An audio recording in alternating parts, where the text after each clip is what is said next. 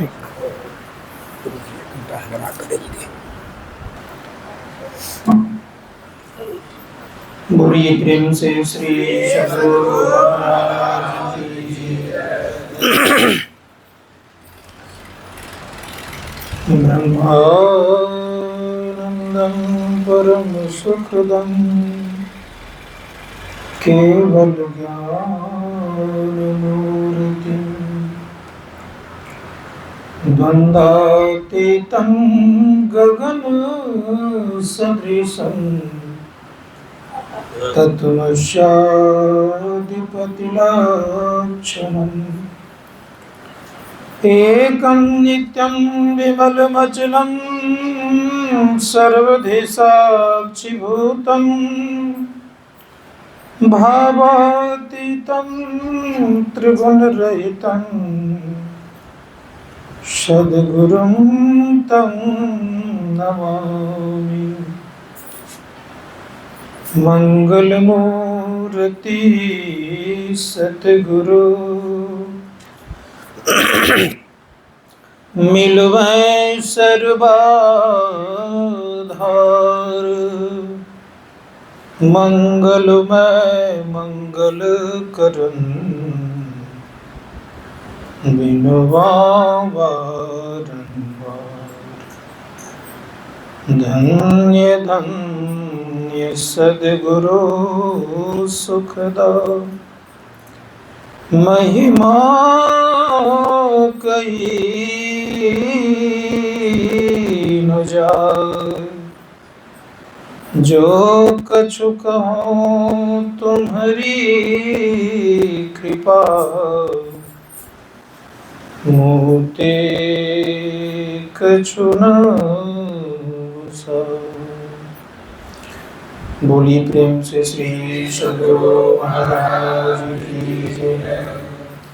परम पूज्य सद्गुरु महाराज की बलि पाद पदों में नमन। हमारे आदरणीय विनोद बाबा, सम्माननीय साधक वृंद, परम आदरणीय हमारे प्रोफेसर साहब विजय बाबू, संवेद समादरणीय सज्जन, आदरणीय माता तथा भक्तिमती माता, आज के प्रतिपाद्य विषय से पता चलता है कि कर्म सिद्धांत का पाठ हो रहा है। हर एक व्यक्ति कर्म करते हैं।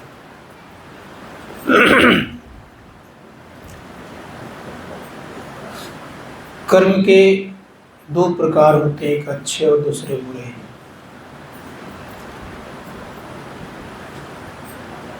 एक कर्म हमें पुण्य की तरफ ले जाता है और दूसरा कर्म हमें पाप की तरफ ले जाता है। अच्छे कर्म करते हैं तो पुण्य में परिणत होता है, बुरे कर्म करते हैं तो पाप में परिणत होता है।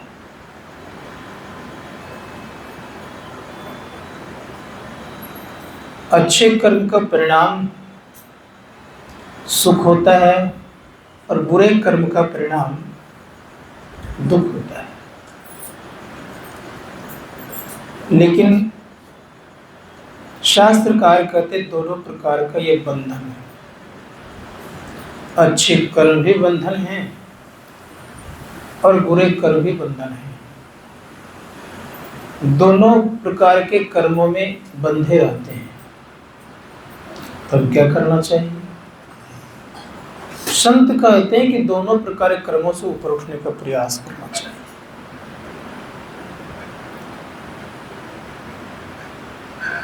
कुछ लोगों के मन में होता होगा कि दोनों बंधन कैसे हो गए।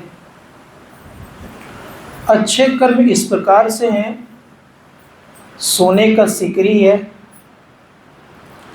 अब बुरे कर्म का जो स्थिति है वो लोहे का जंजीर है। इतना ही अंतर है। सोने का अगर कोई हार पहनता है तो कहता है बड़ा अच्छा चीज पहना हूं मैं। क्या पहना हूं? सोना पहना हूं। लेकिन कोई लोहे का जंजीर लगा दे तो बड़े दुख में रहता है कि लोहा का जंजीर लग गया। शास्त्रकार कहते हैं कि दोनों प्रकार के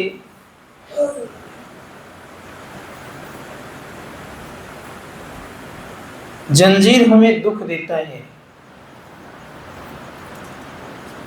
लेकिन सबको दुख नहीं देता है। किनको दुख देता है? जो समझते हैं कि दोनों बंधन है, दोनों में आना जाना लगा रहता है। जैसे एक उदाहरण दे देता हूँ आपको खूब सुंदर व्यवस्था दे दिया जाए अच्छे कर्म करने वाले को, और कुछ दिन तक ही वो व्यवस्था दे, फिर व्यवस्था छीन ले तो कैसा लगेगा?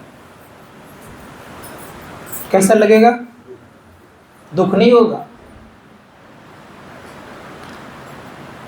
बुरे कर्म को तो जानते हैं कि दुख है ही परिणाम उसका, उसमें कोई संदेह नहीं है। अच्छे कर्म का परिणाम लगता है मन इंद्रियों को अच्छा, लेकिन अपमानजनक भी है।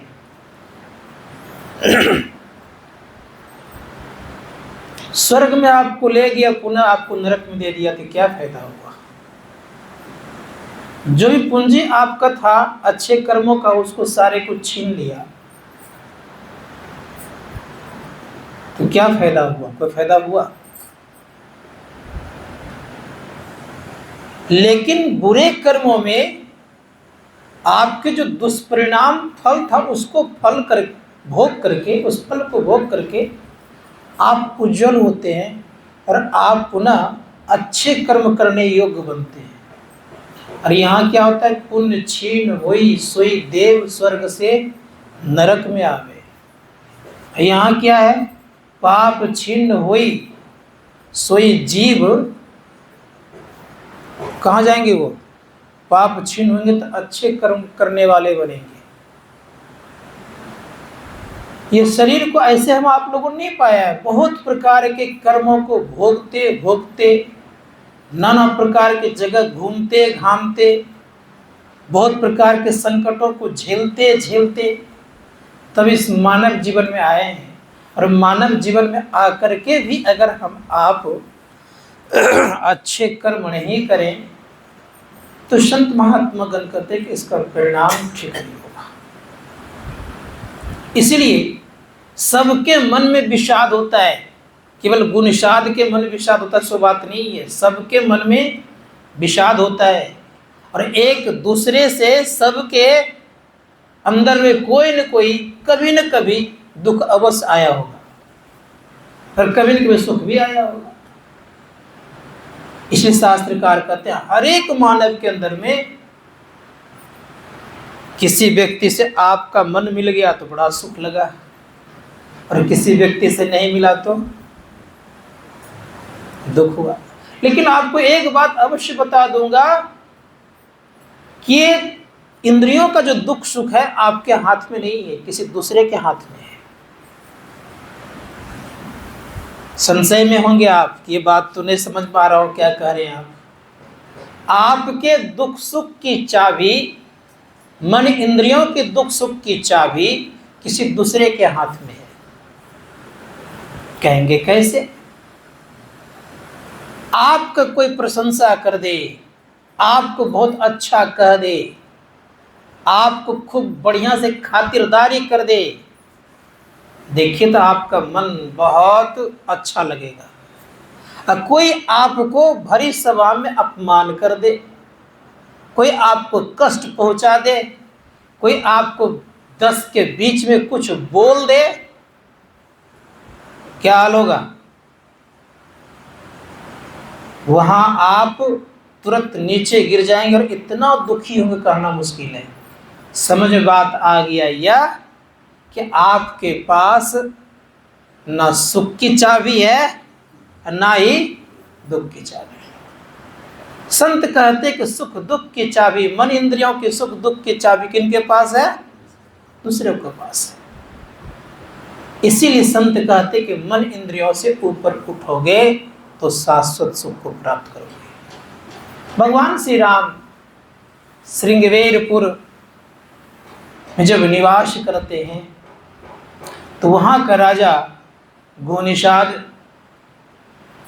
बड़े अच्छे ढंग से संचालन कर रहे हैं राज्य का। सुना कि भगवान श्री राम, उन्होंने सुना कि भगवान श्री राम जंगल आए हुए। भगवान श्री राम की बड़ी खातिरदारी हुई, खातिरदारी तो हुई और भगत भी हुआ, स्वागत भी की गई। इन सारे चीजों को होते हुए भी भगवान श्री राम को कहते हैं गुनिषाद कि प्रभु आप मेरा राज्य ले लीजिए, मेरे यहाँ रह जाइए, मत आप जंगल में रहिए, चलिए मेरे घर में रहिएगा। मैं आपको उस तरह सुख तो नहीं दे पाऊंगा, मैं राजा जरूर बना दूंगा क्योंकि राजा मैं हूं। ये सब सारी बातें कह रहे हैं कि भगवान श्री राम कहते नहीं, पिता की आज्ञा है कि 14 वर्ष वनवास रहना है, लेकिन विशेष उदासी भाव में रहना है। विशेष उदासी का मतलब होता है कि किसी के घर में नहीं ठहरना है, गांव नहीं जाना है। ऐसी स्थिति होती है। कहा कि प्रभु बिछावन यहां मंगा दो, कहा नहीं नहीं, बिछावन की जरूरत नहीं है, पत्तों को इकट्ठा करो। पत्तों को इकट्ठा किया गया, वृक्ष के नजदीक दिया गया। सीता और राम दोनों उस वृक्ष के पत्तों पर सोते हैं। इस दृश्य को देख करके निषाद के मन में बड़ा विषाद होता है, भयंकर विषाद होता है। विषाद का दुख, भयंकर विषाद होता है। और इतना विषाद होता है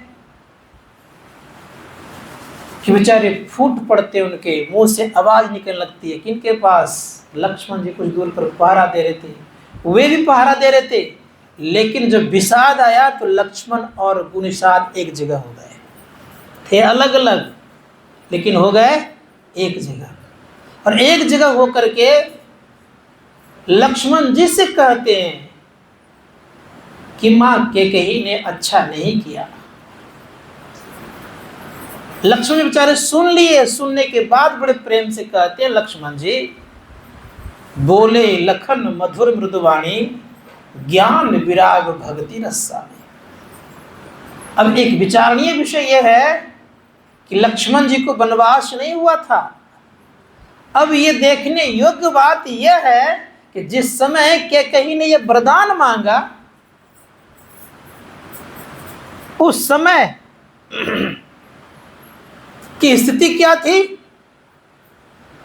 लक्ष्मण जी बड़े क्रोधित हुए, राम से कहते हैं कि राम भैया सुनिए, इस राजा को बंदी बना लीजिए, आप राजा बन जाइए, मैं आपको वचन देता हूं। धनुष बाण उठा लिए।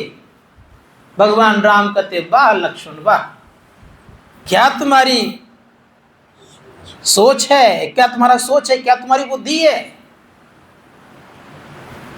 कहता भैया ऐसे मोहाग्रस्त राजा से मुझे कोई लेन देन नहीं है, इस राजा से राज चलने वाला नहीं है, मैं आपको राजा बनाता हूं, मैं उनको बंदी बनाता हूं। भगवान राम कहते हैं लक्ष्मण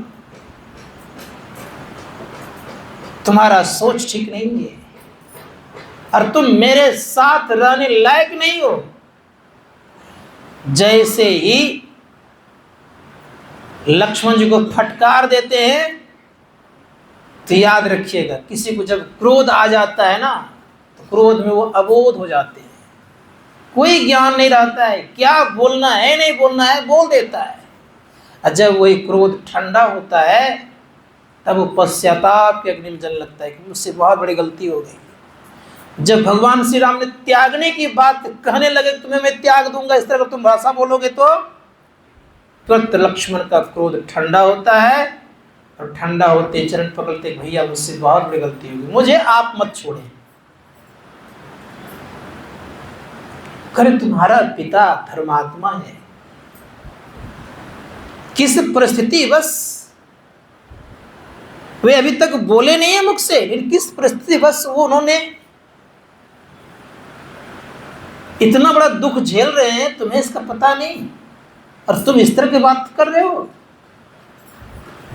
लक्ष्मण जी शांत हो गए और उनके साथ जंगल जाने को तैयार हो गए।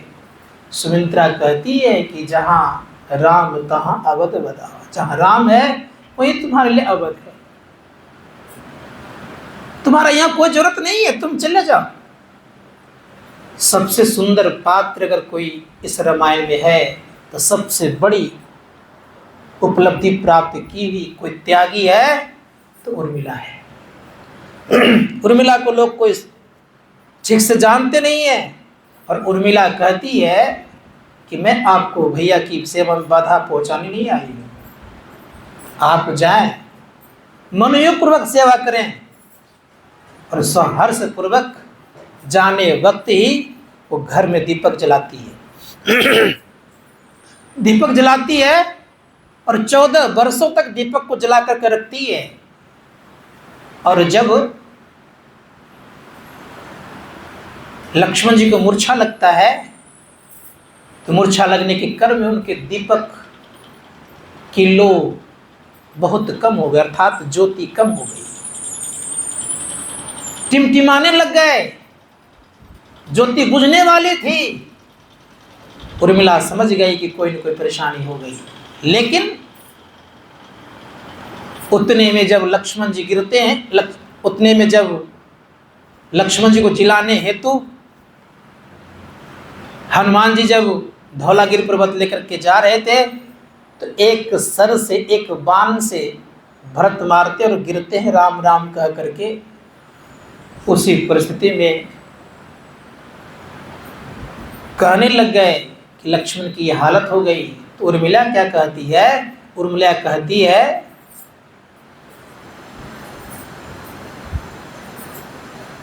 कि जिनके गोद में मेरे पति का सर है, सिर है, उनका बाल बाका कभी नहीं होगा। अर्थात अगर हम आपका भी यह सिर अगर परम परमात्मा के गोद में हो जाए तो निश्चित रख लीजिएगा कि हम लोगों को काल कुछ बिगाड़ नहीं सकता। उर्मिला को इतनी ताकत और शक्ति थी। लक्ष्मण जी को जिलाने के लिए ले जाते हैं। आगे प्रसंग आप लोग जानते ही हैं। संत महात्मा गण कहते हैं कि वह उर्मिला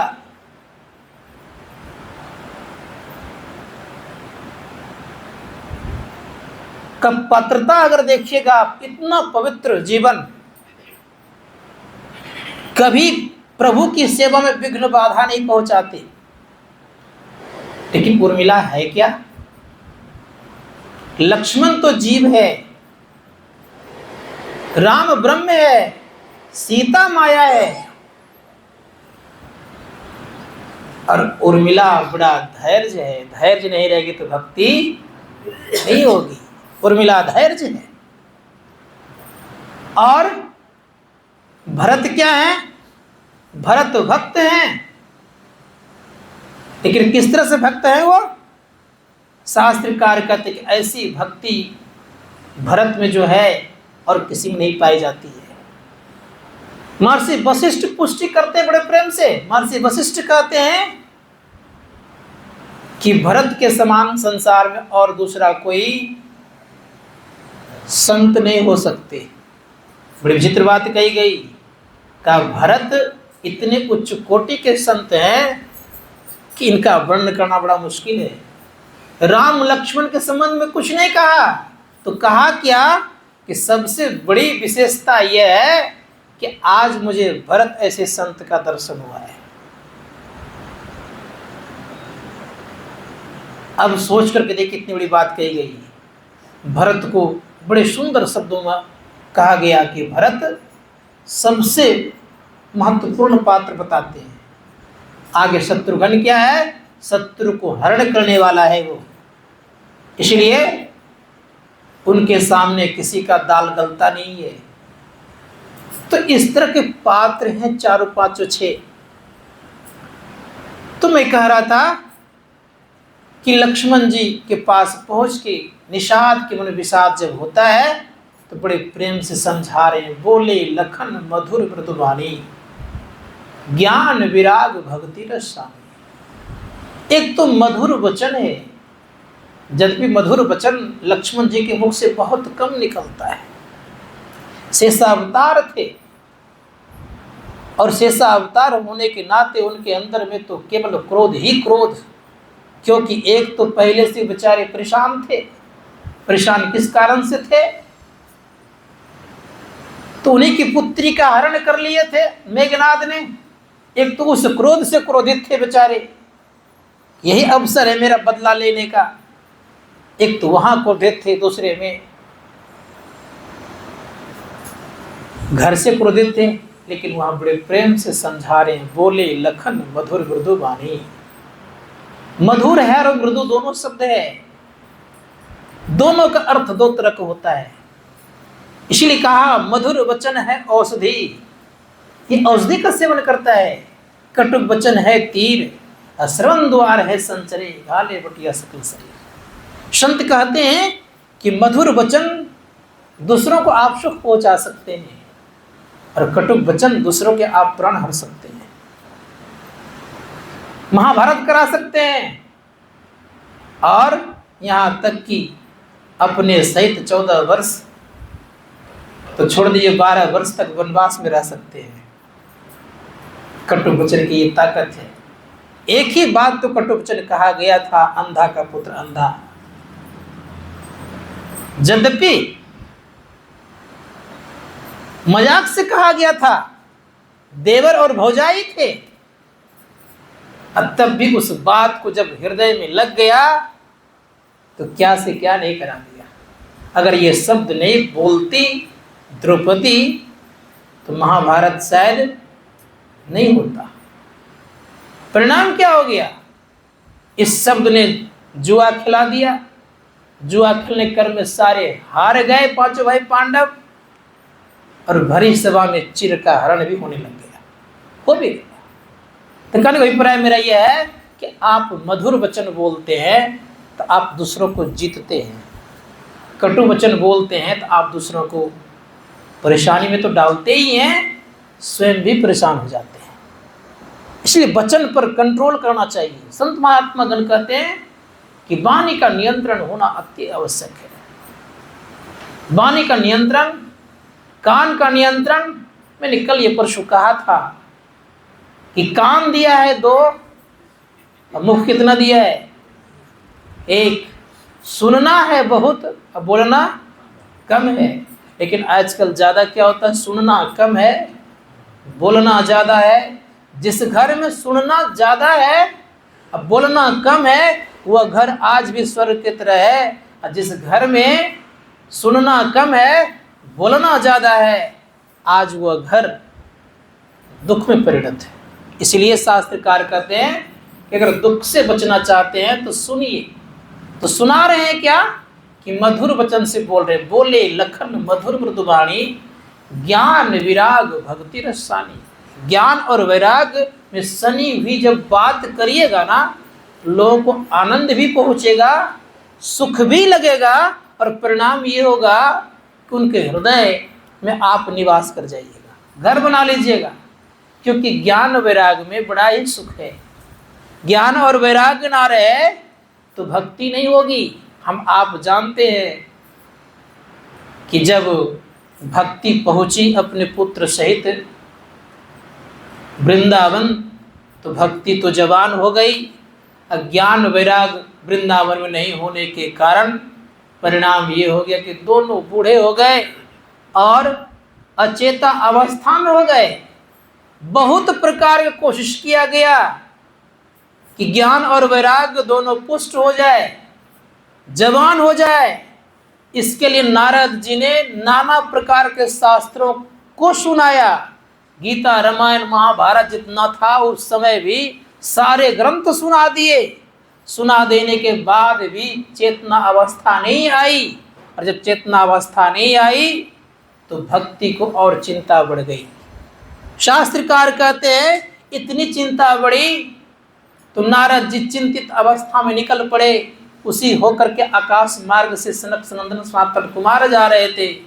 इनसे पूछते हैं, चिंता तुर चेहरा देख करके बड़े प्रेम से कहते हैं सनक सनंदन सनातन सनत कुमार कि आपका ये हालत, अरे संसार के लोग रहे तो उनका चेहरा लटका रह सकता है, संसार के लोग रहे तो भले उनके चेहरे पर उदासी रह सकती है, संसार के लोग हैं तो उनको नाना प्रकार का दुख है, लेकिन आप तो एक महात्मा हैं, आप तो संत हैं, तीनों लोक में जाने आने वाले हैं, फिर भी आपको चिंता क्यों? क्या कारण चिंता का? तो नारद जी बड़े प्रेम से कहते कि चिंता का कारण है का क्या है बताइए तो। कहा कि ऐसी ऐसी बात है, वृंदावन भक्ति पहुंची, उनके 2 पुत्र हैं, मैं नाना प्रकार का उपाय किया उनको स्वस्थ करने का, बहुत प्रकार का उपाय किया चेतना अवस्था में लाने का, लेकिन वो भक्ति के 2 पुत्र ज्ञान और वैराग को मैं चेतना अवस्था में नहीं ले पाया, इसी कारण से मैं चिंतित हूँ कि इसके लिए क्या उपाय किया जाए। तो बड़े प्रेम से कहते हैं कि सत्य का संग कीजिए। वहाँ कथा की बात नहीं कही गई है, कहा सत्य का संग कीजिए। कहाँ किया जाए?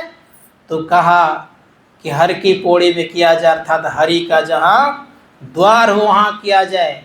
और वहाँ द्वार में जब कथा का प्रसंग हुआ तब ज्ञान और वैराग में जीवनी, अर्थात यूँ कह लीजिए ज्ञान और वैराग में चेतना अवस्था है। तो संत महात्मा गण कहते हैं केवल भक्ति करेंगे तो अंदर नहीं धसेंगे, केवल भक्ति करेंगे तो बाह्य जगत में विशेष रूप से होगा क्या, अपने इष्ट का दर्शन कर सकते हैं, उसी के रूपों में रह सकते हैं। लेकिन अंदर अगर धसना चाहते हैं तो भक्ति के साथ साथ ज्ञान भी चाहिए और वैराग भी चाहिए। तो लक्ष्मण जी दोनों शब्दों को लेकर चल रहे, क्या करें? बोले लखन मधुर मृदुव्याणी, ज्ञान वैराग भक्ति रससानी। उस भक्ति का रस सनी भी है, ज्ञान भी है, वैराग भी है। तब कहते हैं काहुन को सुख दुख कर दाता, निज कृत कर्म भोग सुनु भ्राता। हे भाई, कोई किसी को सुख और दुख नहीं देता है, अपने निज कृत कर्मों का फल क्या होता है? दुख और सुख। हमारा ही कर्म होता है जो कि दुख सुख मिलता है। कोई कहते हैं कि अरे फलाने ने मुझे दुख दे दिया, लेकिन वास्तव में वेदांत कहता है कि फलाने ने दुख आपको नहीं दिया, अपने ही कर्मों के आधार पर आपको दुख मिलता है। कभी कभी ये भी हम आप लोग बोल पड़ते हैं कि हमारे बच्चे अच्छे नहीं निकले, इसी कारण से दुख हो गया।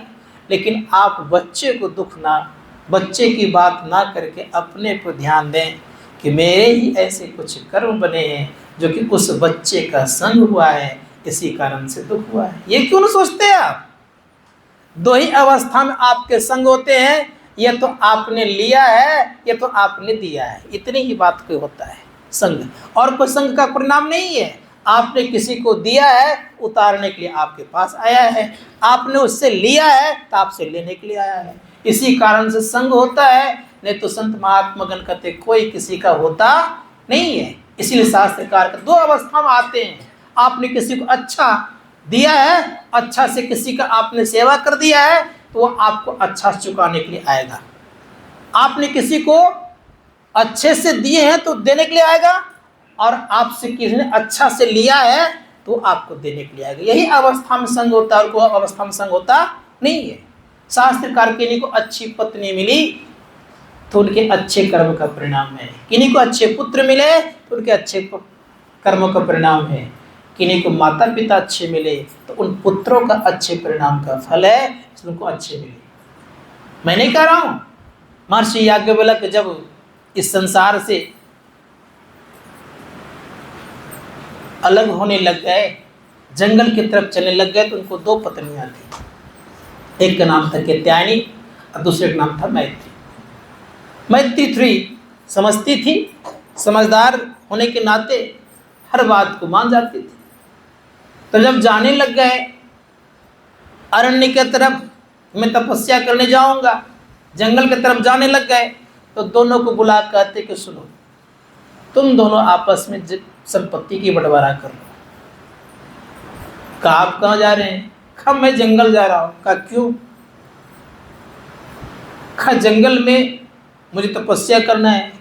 कहा इन सारी संपत्तियों से विशेष है तभी तो उधर जा रहे हैं आप। कहा विशेष है तभी तो जा रहा हूँ। कहा तब हमें क्या काम इस संपत्ति का, मैं भी चल देता हूँ। वो भी चल देती है, संग हो जाती है, कहते आने को सारी संपत्ति हाथ लगती है। जब दोनों ने आत्म तत्व को जाना तब एक दिन बड़े प्रेम से बुला करके याज्ञवल्क्य जी कहते कि मैत्री सुनो, संसार में कोई किसी को दुख और सुख नहीं देता है। किन्हीं को अच्छा मिला है तो उनके अच्छे कर्म के परिणाम, किन्हीं को अच्छा माता पिता मिला है तो उनके पुत्र के अच्छे परिणाम है, किन्हीं को पुत्र अच्छे मिले हैं तो माता पिता का अच्छे परिणाम है, किन्हीं को पत्नी अच्छी मिली है तो पति का अच्छे परिणाम है, और किन्हीं को पति अच्छे मिले हैं तो पत्नी का अच्छा परिणाम है, अच्छा कर्म है। इसीलिए ऐसा होता है, इस संसार में कोई किसी का नहीं है। अब सोचिए, तो लक्ष्मण जी बड़े प्रेम से कह रहे हैं कि भाई सुनो, मधुर भाषण बोले ही, अब करे किसी को सुख दुख देता नहीं है,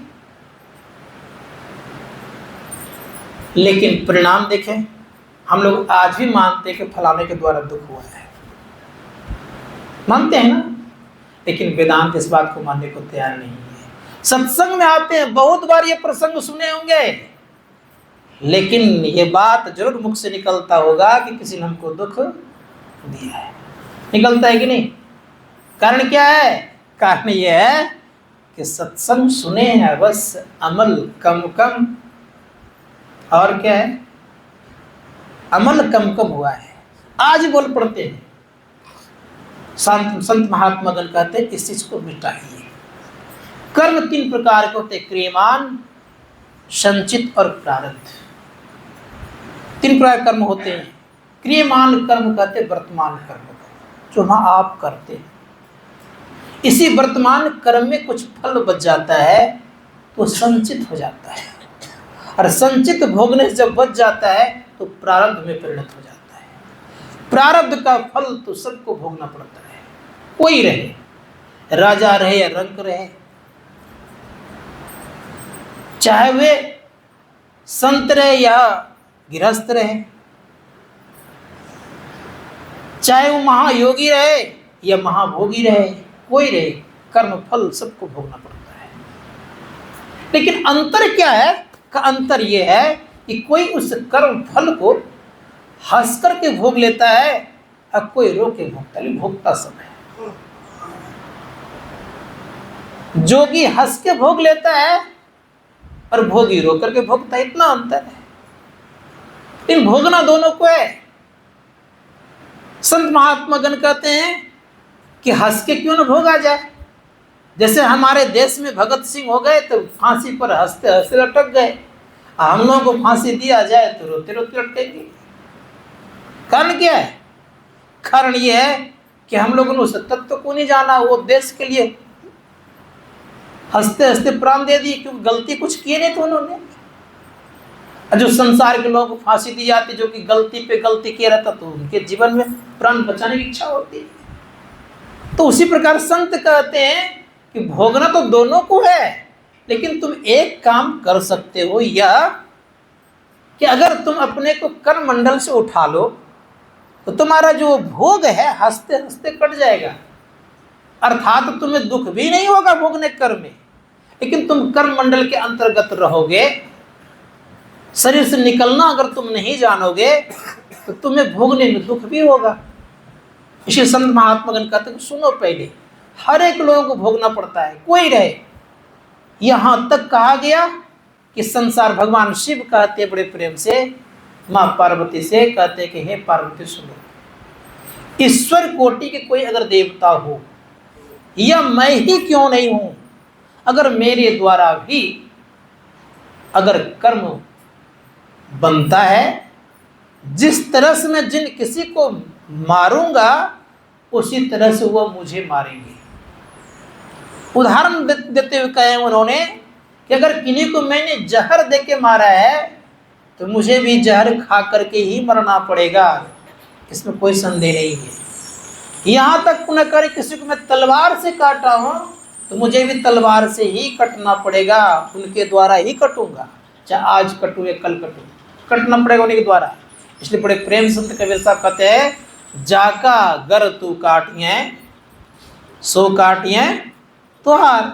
संत महात्मा जिसको आप काटते वो काटेंगे, इसमें कोई संशय नहीं है।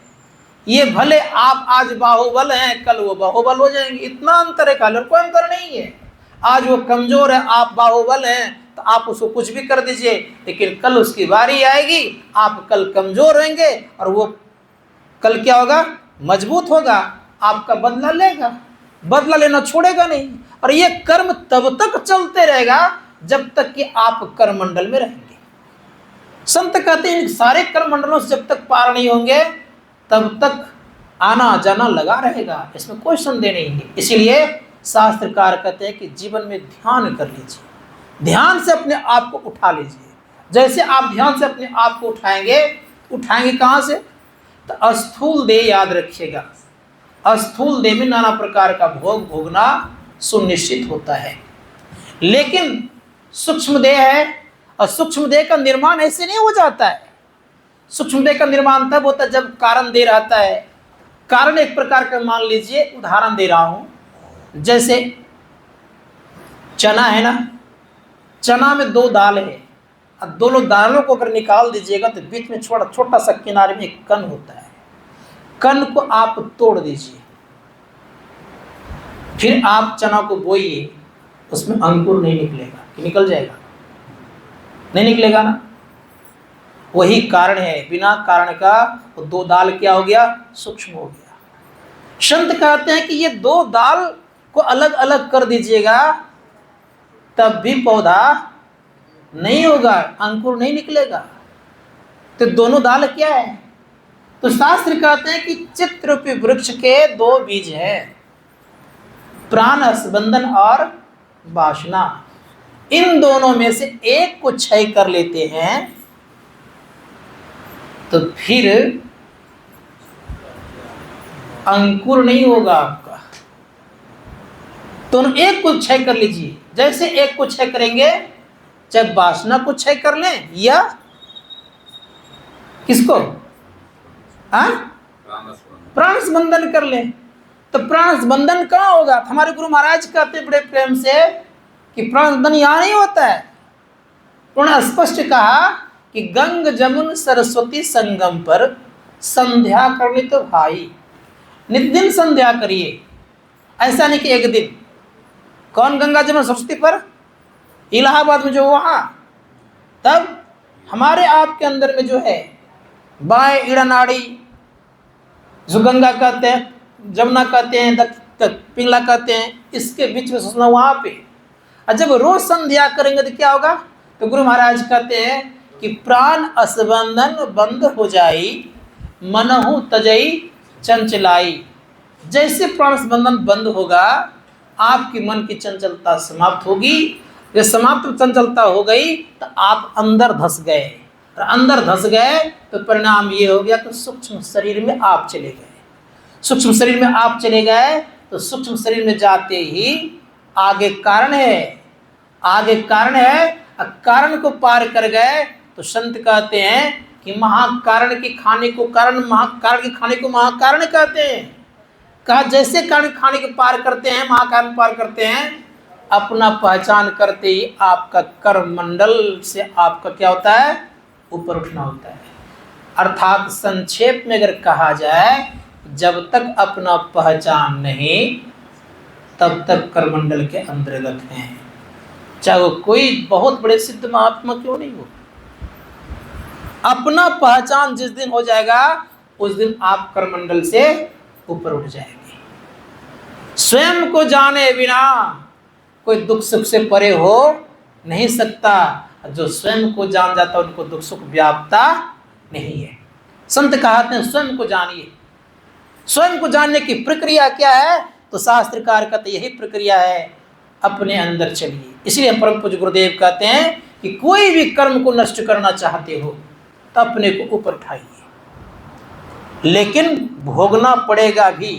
क्यों भोगना पड़ेगा, हंसते हंसते भोग लीजिएगा, दुख रहेगा पता नहीं चलेगा। जैसे उदाहरण देता हूँ, परम पूज्य गुरुदेव का जब हर्निया का ऑपरेशन हो रहा था, किसी व्यक्ति का हर्निया का ऑपरेशन होता है तो बेहोश करते हैं उनको, लेकिन गुरु महाराज का ऑपरेशन हो रहा था तो ऑपरेशन के कर में डॉक्टर देने के लिए आए इंजेक्शन, बेहोशी वाला कौन सा बोलता है उसको, क्लोरोफॉर्म इंजेक्शन देने के लिए आए।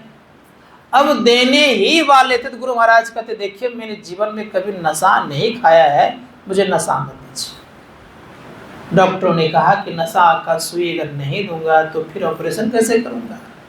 कहा जितना देर लगता है, बोल दी कितना देर लगता है, कहा इतना देर लगेगा। गुरु महाराज कहते ठीक है ऑपरेशन करिए। बगल में संत प्रमोद महाराज थे, कहा कर दीजिए, कहा अभी बोल रहे कर दीजिए। कहा संत हैं आप इनके मर्म को नहीं जानेंगे, दादू जाने न कोई संतन की गति कोई नहीं जानते। डॉक्टर ने क्या किया, भरसन से प्रमोद महाराज की बात को मान के ऑपरेशन करना शुरू कर दिया। शुरू जब कर दिए, ऑपरेशन हो गया, ऑपरेशन करके बाहर भी निकाल दिए और निकाल देने पर कई घंटे बीत गए, शरीर में आ ही नहीं रहे गुरु महाराज। अब डॉक्टरों को चिंता हो गई कहीं मर तो नहीं गए, क्योंकि इतनी भीड़ लगी थी हॉस्पिटल में, सब डॉक्टर थर थर भीतर से कांपने लग गए कि कहीं अगर कुछ हो गया तो इतने सारे लोग हैं हंगामा हो जाएगा। इतने बड़े बड़े अनुयायी, बड़े बड़े वीआईपी लोग देखने के लिए तांता लगा हुआ था। गुरु महाराज के बगल में सारे डॉक्टर की टीम खड़े थे, आपस में चर्चा कर रहे थे, बहुत देर हो गई अभी तक होश में नहीं आए। और उन लोगों को देखते ही गुरु महाराज कहते हैं कि डॉक्टर साहब आप लोग ठीक ठाक है ना। श्री सद्गुरु तसल्ली दी कितनी आ गई। संत महात्मा उसी प्रकार से जब आप अपने को कर्म मंडल से ऊपर उठा लीजिएगा तो दुख आपके शरीर में रहेगा, लेकिन दुख आपको परेशान नहीं करेगा। लेकिन यह काम करने के लिए यहाँ तो आए अवश्य, इसमें कोई संदेह नहीं है। लेकिन मन लगा के करने से फिर मन पर विजय प्राप्त कर सकते हैं। जब तक मन लगा करके प्रारंभ में काम नहीं करेंगे तो मन पर विजय प्राप्त कैसे करेंगे। प्यार से, स्नेह से, आदर से इस मन को कहिए कि अपने घर के तरफ चलने मुझे दीजिए। किधर घर हम आपका है। परम पूज्य गुरुदेव कहते हैं कि सुनो, पहले तुम एक नाम का जप जपो, क्योंकि बड़े बड़े लोग इस कर्म मंडल में पड़े हुए हैं, फंसे हुए हैं। देव तो पड़े हुए हैं, गंधर्व पड़े हैं, यक्ष पड़े हैं, किन्नर पड़े हैं, सारे के सारे कर्म मंडल के अंतर्गत में पड़े हुए हैं। और जब इतने बड़े बड़े महापुरुष कर्म मंडल के अंतर्गत पड़े हुए हैं तो हम जीव तो कर्म मंडल में हैं ही। संत महात्मा गण कहते हैं कि मनुष्य को इतना पावर और शक्ति है, उस साधना करके अपने कर्म मंडल से ऊपर उठा सकता है। लेकिन देवता को उतनी ताकत नहीं है आपके तरह तो कर्म मंडल से ऊपर उठ सकते हैं। अब आपसे इतनी ताकत आपको है, लेकिन अपने स्वरूप को बिसर गए हैं। स्वरूप के बिसरने के कारण हम लोग भेड़ बकरियों के संग में रह रहे हैं, घूम फिर रहे हैं, खा रहे पी रहे, आनंद ले रहे हैं। लेकिन जब तक सिंह ऐसे सिंह नहीं आ जाए, देखे आपको नहीं, दहाड़ नहीं मारे, तब तक कहाँ आपको ज्ञान होगा। पकड़ करके दहाड़ मारने वाला, सिखाने वाला होना चाहिए। सिखा भी दिया गया है, फिर भी एक बार में नहीं, जन्म जन्मांतर से साथ घूम रहे हैं। तो जन्म के साथ घूम रहे हैं तो स्वाभाविक सी बात है कि इतना जल्दी आसान नहीं है कि अपने स्वरूप का पहचान कर लेंगे हम। संतों ने कहा कि अपने स्वरूप को पहचान कर किए बिना हमारा कल्याण नहीं है। तो क्या करेंगे। संत महात्मा जान गए हैं कि इसकी दशा क्या है। इसकी दशा ये है, नाम और रूप में फंसा है।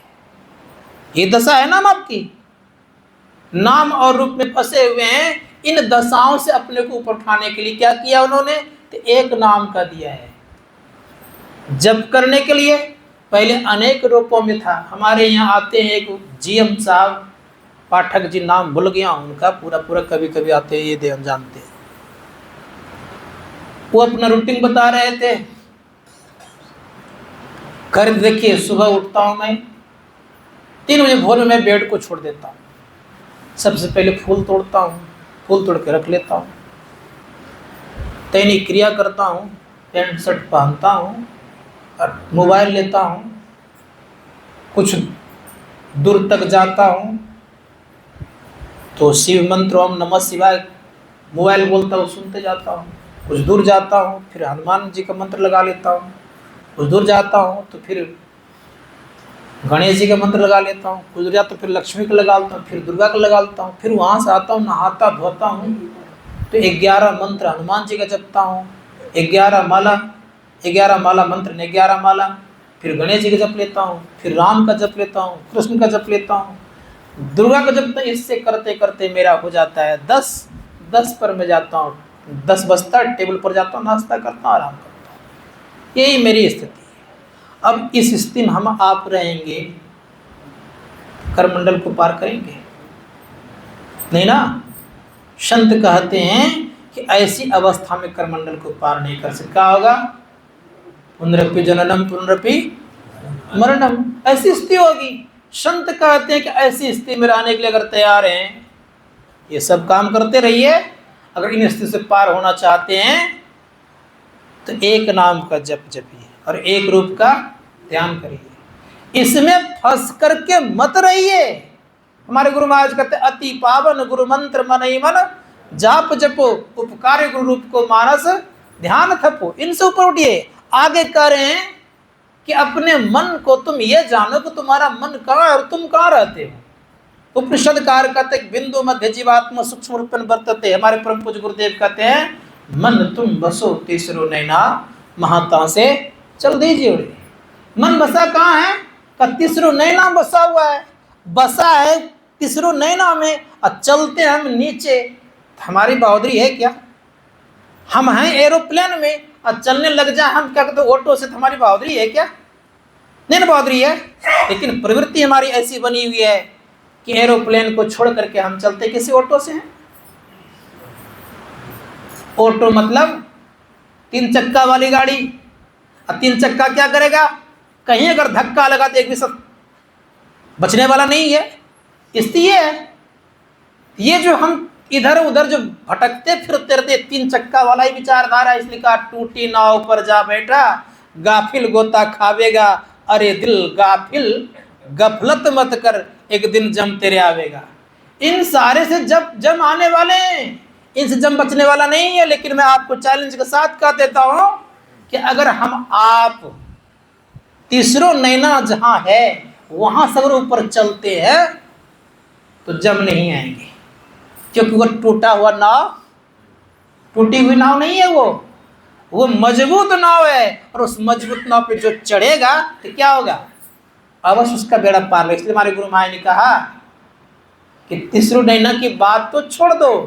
हमारे परम संत बाबा देवी साहब के गुरु परम पूज्य तुलसी साहब कहते हैं कि जिन व्यक्तियों के अंदर में गुरु मूर्ति का ध्यान हो जाता है वह व्यक्ति का नाव किनारे लग जाता है। इसलिए कहा दर्शन उनके उर्माही करे बड़ भागी, और तिनके तरने की नाव किनारे लगी। दर्शन केवल उनके हो जाते, किनके?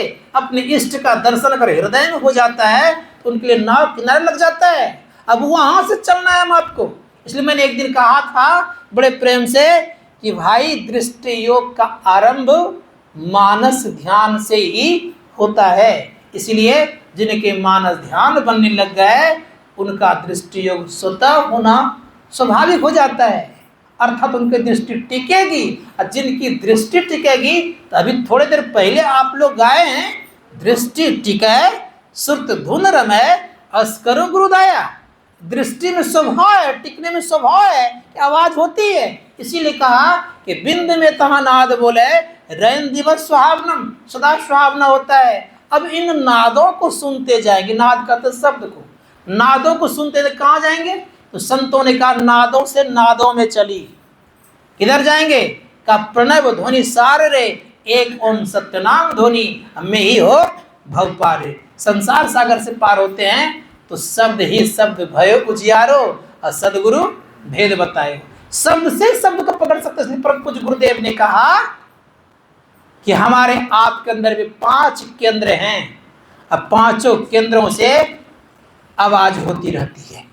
इसलिए कहते बजती है 5 नौबतें, सुन एक एक को, अब प्रति एक पे चढ़ जा कि निज ना खोजना। अंतिम बात करें, पंचम बजे धुर घर से जहां आप विराजे, गुरु कृपा से मैं ही तहां पहुंची खोजना। केंद्र क्या है?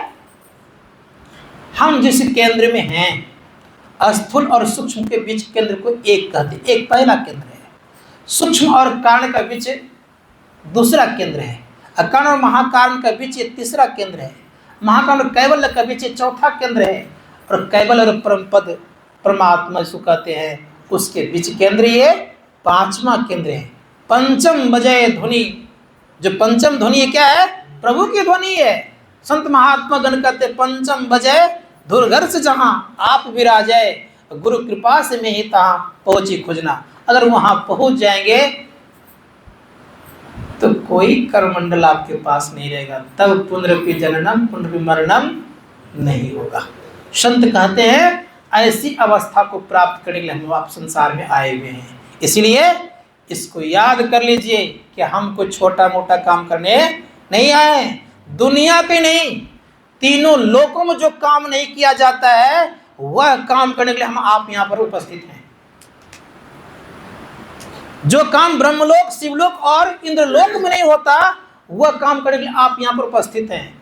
और अपने को आप छोटा समझते हैं, ये तो बड़ी मुश्किल वाली बात लगती है। इसलिए शास्त्रकार कहते हैं सबसे महानतम काम करने हम आप आए हुए हैं।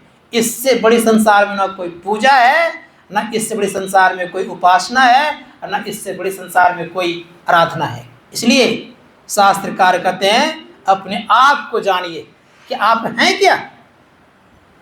उपनिषदकार कहते हैं कि अपने से बड़ा संसार में कोई बड़ी पूजा नहीं है। जो अपना खोज करता है उस बड़े संसार में कोई खोज नहीं है। इसलिए अपने खोजने के लिए क्या करना पड़ेगा? अंदर चलना पड़ेगा। इसलिए कहा हमारे परम पूज्य गुरुदेव ने, खोज करो अंतर उजियारी, दृष्टिवान कोई देखा है। गुरु भेदी का चरण सेव कर भेद भक्त पा लेता है, और निस्दिन सूरत अधर पर कर कर अंधकार फट जाता है। पीली नीली लाल सफेदी स्याही सन्मुख आता है। उस दिन मैंने कहा था ये हर व्यक्तियों के अंतर्गत में है। ऐसा नहीं किसी के अंदर में किसी के अंदर नहीं, ऐसी बात नहीं है। प्रत्येक मानव के अंतर्गत में है। जब प्रत्येक मानव के अंतर्गत में है तो सबके अंदर में होने के नाते हम सबसे उत्तम क्यों न बने। इसीलिए याचना अगर करनी ही हो, किनसे करें? उनसे याचना करें जो कि सबके परे हैं, और जो सबके अंतर्गत में रहने वाला है उनसे याचना करें। अर्थात जो हमारे हृदय में निवास करते उनसे याचना करें। उनको कहें कि प्रभु आप जहां है वहां मुझे ले चलिए। कहाँ है वो? सबके पार में है, तो हम कहाँ जाएंगे? अगर मान लो एक उदाहरण दे रहा हूं आप लोगों को, आप राजा के पुत्र हैं, ध्यान दीजिएगा थोड़ा सा। आपका सीमा अनंत है, और अनंत होने का सीमा अनंत के अंतर्गत में आता नहीं है। अनंत ही तो अनंत ही है, उसका कोई सीमा होता नहीं है। और आप सीमा में आ जाएं तो आप राजा के पुत्र कहलाएंगे। राजा आपको तिलक करेंगे, राज टीका देंगे, आपको नहीं देंगे। जब तक आप अनंत में नहीं जाएंगे तब तक आप राजा का पुत्र होते हुए दुख में रहेंगे। संत महात्मा गण कहते, इसलिए कोशिश कीजिए कि हम राजा के पुत्र हैं, ईश्वर के अंश हैं। इसलिए हमको ईश्वर के पास पहुंचना है, तभी हम आपका परम कल्याण होगा। इसके लिए क्या करना पड़ेगा? तो इसके लिए हम आपको एक ही उपाय है कि परमात्मा मिलते कैसे? तो परमात्मा इंद्रियों से नहीं मिलते। इंद्रियों में जब तक रहेंगे हम करमंडल में रहेंगे। इंद्रियों को पार करना पड़ेगा, और पार करने का उपाय किस तरह से? जैसे कोई मान लीजिए यात्रा करता है, जल में तैरता है, क्या करता है? सहारा किसका लेता है? जल का। उसी प्रकार से याद रख लीजिएगा, इस संसार में रह करके संसार का सहारा लेकर के और संसार को पार करने की जरूरत है। इसलिए महर्षि दल बहादुर जी महाराज कहा करते थे, संसार सहारा है, सर्वस्व नहीं। हम आपने क्या किया है, संसार को सहारा नहीं माना है, क्या माना है, सर्वस्व मान लिया है। इसीलिए अपने का खोज नहीं हो पा रहा है। इसलिए अपने खोजना अगर चाहते हैं तो संसार को सहारा मानिए और सर्वाधार की तरफ चल पड़िए, तो एक न एक दिन निश्चित बेड़ा पार हो जाएगा, परम कल्याण हो जाएगा। ये थोड़ा सा हम कहा। बोलिए प्रेम से श्री सद्गुरु।